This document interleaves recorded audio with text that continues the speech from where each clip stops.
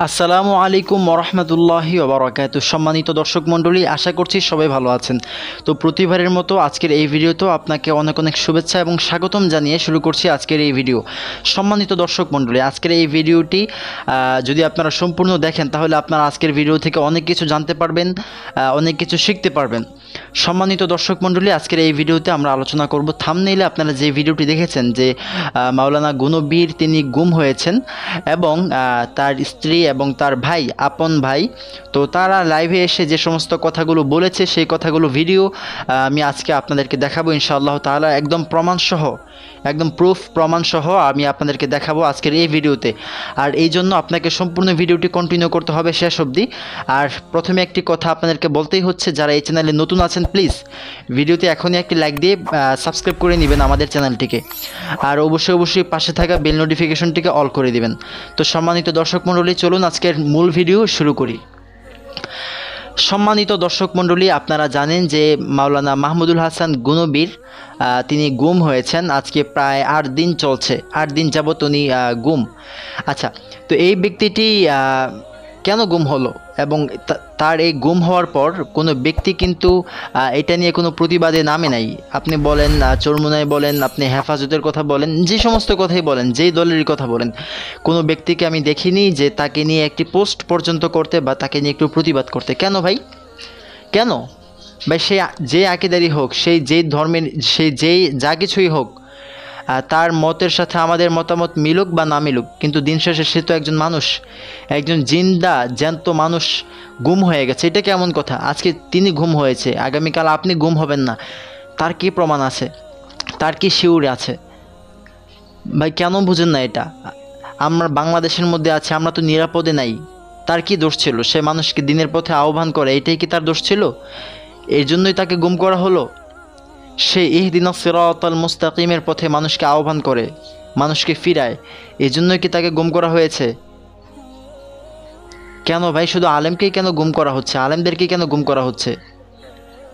আমরা জানি খুব ভালো করেই যে বর্তমানে যে সমস্ত আলেমদেরকে গুম করা হচ্ছে, প্রত্যেকটা গুমের সাথে কিন্তু আইনের লোকদের সংশ্লিষ্ট, তাদের কিন্তু একটা অবশ্যই সম্পর্ক আছে সেখানে। তো সম্মানিত দর্শক মণ্ডলী, আমরা এখন আর বেশি কথা বাড়াবো না, এখন সরাসরি আমরা গুণবীর যে স্ত্রী যে কথাগুলো বলেছিল এবং তার ভাই যে কথাগুলো বলেছিল তার ভিডিও আমরা এখন দেখে আসব এবং তারপর আমরা বিস্তারিত আলোচনা করব ইনশাআল্লাহ তাআলা।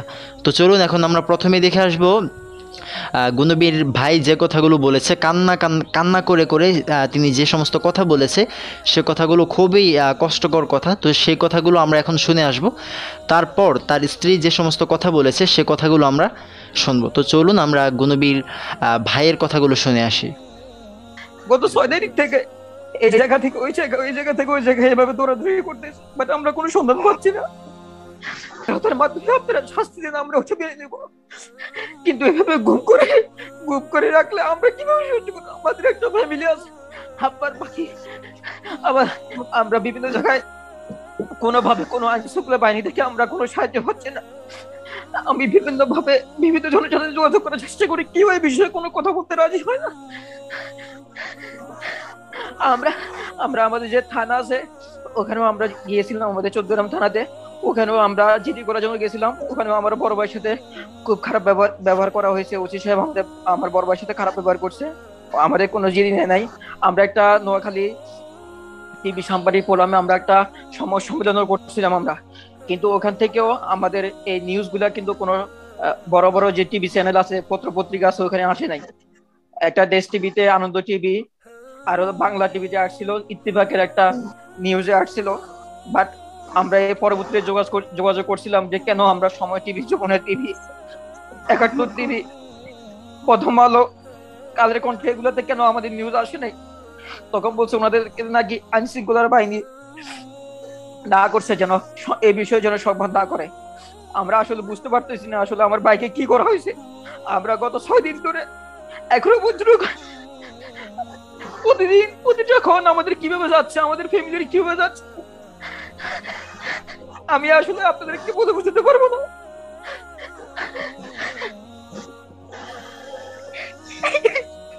আমি একজন ভাই হিসেবে আমি বাংলাদেশের প্রত্যেক মানুষকে আমি অনুরোধ জানাবো, আপনারা সবাই একটু জেগে উঠেন, আপনারা যদি সবাই যদি একটু জেগে না উঠেন তাহলে আমার ভাইকে গুম করে দেওয়া হবে। আমরা কোনো ন্যায় বিচার পাবো না। আমরা কোন দেশে বাস করতেছি, যে দেশে আমাদের কোনো নিরাপত্তা নেই। আজকে আমার ভাই গুম হয়েছে, কালকে আপনার ভাই গুম হবে, ওটার তো কোনো নিশ্চয়তা নাই যে হবে না। সম্মানিত দর্শক মণ্ডলী, এখানে আপনারা শুনতে পেয়েছেন যে গুনবীর ভাই কান্না করে, কান্নামাখা কণ্ঠে তিনি যে সমস্ত কথা বলেছেন, আপনাদের কাছে কেমন লেগেছে? আজকে এতটা দিন যাবৎ তার ভাইয়ের কোনো খোঁজ নেই, যেখানেই যায় কোথাও থেকে কোনো সাপোর্ট পাচ্ছে না, কেউ তাদের এই দায়িত্বটা নিচ্ছে না, তার ভাইকে খুঁজে পাওয়া যাচ্ছে না। তিনি তো বলছেন যে আমার ভাই যদি কোনো অন্যায় করে থাকে আদালতে বিচার হোক, কিন্তু তাকে এইভাবে গুম করে রেখে, আমাদেরও তো একটা ফ্যামিলি আছে, আপনারা কিন্তু তার কথাগুলো শুনেছেন। তার কথা হচ্ছে আমার ভাইয়ের কোনো অপরাধ থাকলে প্রকাশ্যে আদালতে বিচার হবে, কিন্তু এইভাবে গুম করার কারণটা কি? সম্মানিত দর্শক মণ্ডলী, এই বিষয়ে আমরা আর কথা বলবো না, এখন সরাসরি চলে যাচ্ছি মাওলানা মাহমুদুল হাসান গুনবীর স্ত্রীর নিকট। তিনি কি বলেন আমরা এখন সে কথাগুলো শুনে আসবো, এবং তারপর আমরা তার উপর দু চারটি কথা বলবো ইনশাআল্লাহ তাআলা। তো চলুন আমরা সে কথাগুলো শুনে আসি। অবস্থা, আমি খুবই উদ্বিগ্ন ও মানসিকভাবে বিপর্যস্ত হয়ে পড়েছি।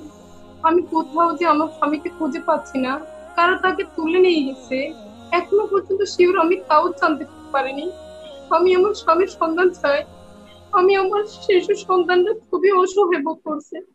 তারা তাদের প্রিয় বাবাকে খুঁজে পেতে চায়, তারা তাদের বাবাকে তাদের মাঝে ফিরে পেতে চায়। আমি আমি মাননীয় প্রধানমন্ত্রীর কাছে আকুল আবেদন করব যে আমার স্বামীকে আমাদের মাঝে সুস্থতার সহিত যেন ফিরিয়ে দেন।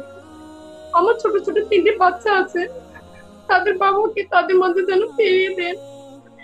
আর আপনি মাননীয় প্রধানমন্ত্রী চাইলে অতি দ্রুত আমার স্বামীর সন্ধান পাওয়া সম্ভব, যে করেই হোক মাননীয় প্রধানমন্ত্রীর কাছে আমি একটাই আবেদন জানাই যে উনি যদি কোনো প্রশাসনিক ভাবে কোনো অন্যায় করে থাকেন তাহলে ওনাকে প্রশাসনের হস্তক্ষেপ কামনা করছি। আমার স্বামী যদি কোনো অপরাধ করে থাকে তাহলে তাকে এইভাবে গুম করে রেখে পরিবারের সবাইকে হয়রানি না করে প্রকাশ্যে আইনের আওতায় নিয়ে আসা হোক, এটাই আমার জোর দাবি।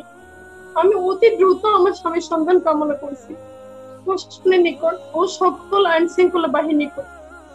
সকল প্রশাসনিক কর্মকর্তা ভাইরা, ইচ্ছে করলেই আমার স্বামীকে আপনারা সন্ধান দিতে পারেন। আমি আমার বাচ্চাগুলো নিয়ে খুবই ভীষণ অবস্থাতে দিন কাটাতেছি। আপনারা আমার অবস্থাটা আশা করে বুঝতে পারছেন। খুবই কষ্টের কাজ করতেছি, আমি নিজেকে ঠিক রাখতে পারতেছি না। আপনারা দয়া করে আমার স্বামীর সন্ধান দিন। আপনি ইচ্ছে করলেই, মাননীয় প্রধানমন্ত্রী ইচ্ছে করলেই পারে অতি সহজে আমার স্বামীর সন্ধান দিতে। আমি মাননীয় প্রধানমন্ত্রীর নিকট আকুল আবেদন জানাই। আমার 3টে মাসুম বাচ্চা আছে, তাদের দিকে তাকিয়ে হলেও উনি আমার স্বামীর সন্ধান যেন অতি শীঘ্রই দেন, এটাই আমার আবেদন। সম্মানিত দর্শক মণ্ডলী, এখানে কিন্তু আপনারা দেখতেই পেয়েছেন যে তার স্ত্রী কি সমস্ত কথা বলেছে। তার মুখে, তার গলা দিয়ে কিন্তু কথাই বের হচ্ছে না, মানে এমন একটা অবস্থা। আপনারা খুব ভালো করে জানেন যে একজন স্বামীহারা স্ত্রী তার বেদনাটা কতটুকু হতে পারে, এবং তিনি বলেছেন যে তার 3টি সন্তান রয়েছে, সন্তানের দিকে ফিরিয়ে যাতে প্রধানমন্ত্রী তার স্বামীকে তার কাছে ফিরিয়ে দেন, তিনি প্রধানমন্ত্রীর নিকট আবেদন করেছে। এটা কতটুকু বেদনার হয় আপনি একটু মিলিয়ে দেখেন। আজকে যদি আপনার সাথে এমন হতো, আজকে যদি আপনি গুম হয়ে যেতেন, আপনার ফ্যামিলি আপনাকে নিয়ে কেমন করতো? আজকে যদি আপনার সব থেকে কাছের মানুষ, প্রিয় মানুষটি যদি গুম হয়ে যেত, আপনার বাবা যদি গুম হয়ে যেত, আজকে যদি আপনার মাকে গুম করা হতো, তাহলে আপনার কাছে কেমন লাগতো? জাস্ট এই যে এইটুকু আপনার একটু ফিল করার চেষ্টা করেন, কেমন লাগতো আপনার কাছে?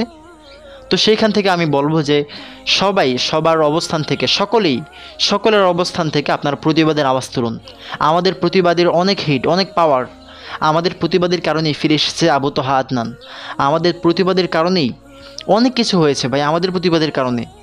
অনেক অশ্লীল কাজ এখন আর অশ্লীলের মধ্যে নেই। আমরা জানি নায়িকা পরিমণি, তার প্রোফাইল পিকটা এখন চেঞ্জ হয়েছে, যেটা গত বছরের চেঞ্জ হয়নি, এখন চেঞ্জ হয়েছে। কেন? আমাদের প্রতিবাদের কারণেই। তবে আমি আপনাদেরকে এটাই বলবো যে প্রতিবাদের আওয়াজ তুলুন, সকলের স্থান থেকে প্রতিবাদের আওয়াজ তুলুন। দিন শেষে আমরা একজন মুসলিম, আমরা স্বাধীন দেশে কিন্তু নিরাপদ নই। তো আশা করছি সম্পূর্ণ বিষয়টি বুঝতে পেরেছেন।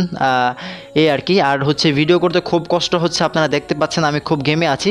এই জন্য ভাই আপনাদেরকে বলবো ভিডিওটি অবশ্যই শেয়ার করে দেবেন, আর অবশ্যই লাইক করবেন। এখনই একটি লাইক করবেন ভাই, লাইক করতে কেন কৃপণতা করেন আমি বুঝি না। অবশ্যই একটি লাইক করে দিবেন, আর আপনার মূল্যবান মতামত কমেন্ট করে জানিয়ে দিবেন। অবশ্যই আপনার কমেন্টে রিপ্লাই করবো ইনশাআল্লাহ তাআলা। আর হচ্ছে ভিডিওর নিচ থেকে লাল সাবস্ক্রাইব বাটনটিতে ক্লিক করে আমাদের এই চ্যানেলটিকে সাবস্ক্রাইব করে পাশে থাকা বেল নোটিফিকেশনটিকে অল করে দিবেন। তো আজকের মতো এখানেই ভিডিওটি। তো সবাই ভালো থাকবেন, দেখা হচ্ছে পরবর্তী কোনো ভিডিওতে। আসসালামু আলাইকুম ওয়া রাহমাতুল্লাহি ওয়া বারাকাতুহু।